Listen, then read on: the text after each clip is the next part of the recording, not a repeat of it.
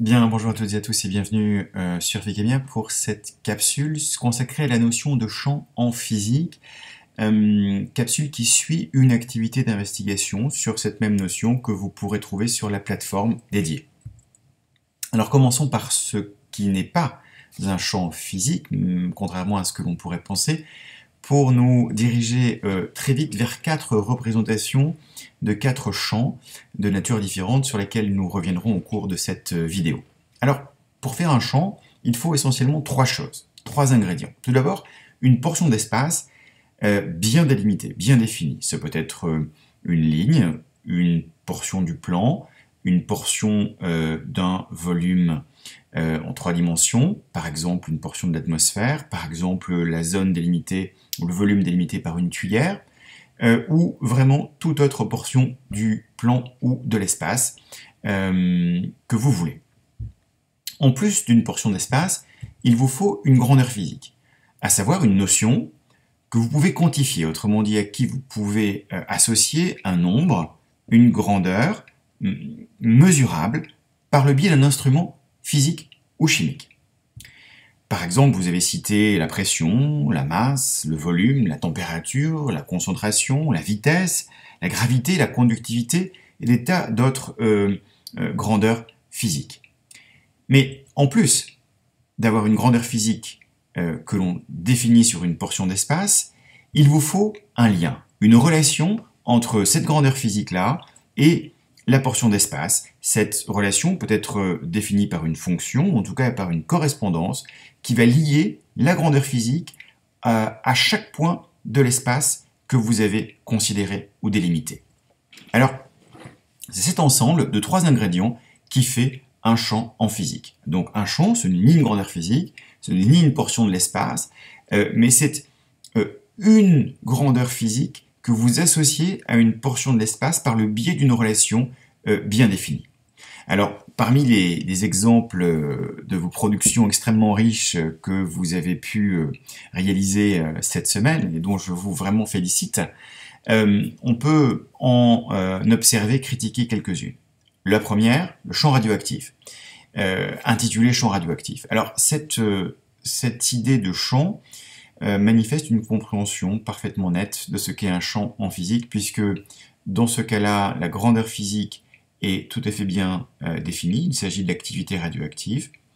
La portion de l'espace est bien délimitée, c'est celle qui se situe autour de la source radioactive qui est au centre de l'image. Et surtout, le lien entre activité et zone de l'espace est clairement figuré, puisque l'élève a délimité des zones de forte activité radioactive, d'activité radioactive moyenne ou modérée, ou de faible activité radioactive. Autrement dit, il y a les trois ingrédients qui permettent de définir un champ que l'on pourrait plutôt nommer champ d'activité radioactive autour d'une source. En tout cas, exemple parfait. À droite, un exemple qui s'intitule champ d'action de l'air sur une Pokéball lancée. Alors, cet exemple peut être critiqué de la façon suivante. Il me semble qu'ici, la grandeur physique n'est pas clairement identifiée, alors que la situation pourrait totalement s'y prêter. Vous avez une balle qui est lancée et on a la représentation du courant d'air. Eh bien, on peut très bien imaginer associer à cette situation la grandeur physique, vitesse d'écoulement de l'air autour de cette Pokéball lancée.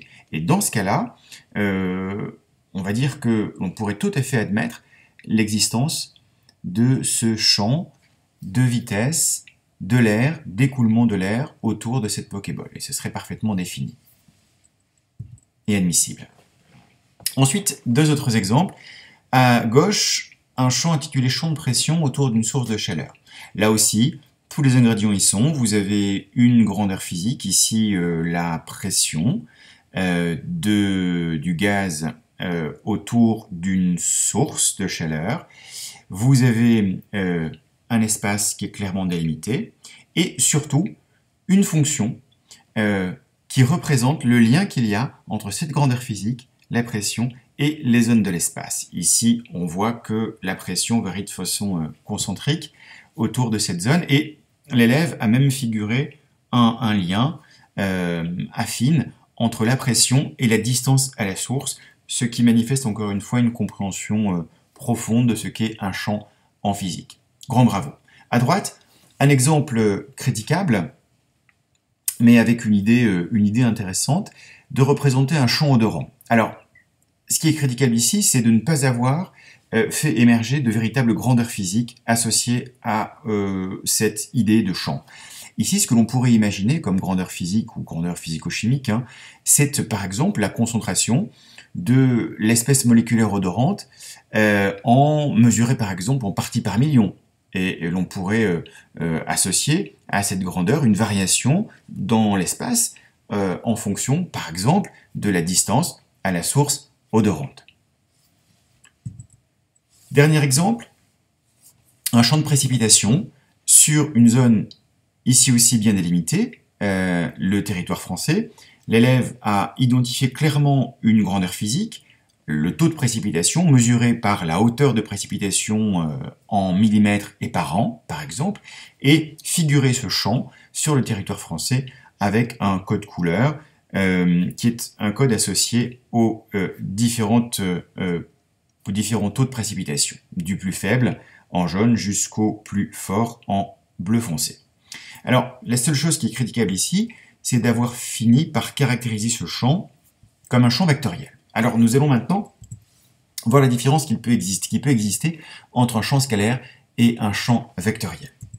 Un champ scalaire est un champ associé ou défini par une grandeur physique scalaire, autrement dit une grandeur physique dont la donnée de la seule valeur peut suffire à le définir.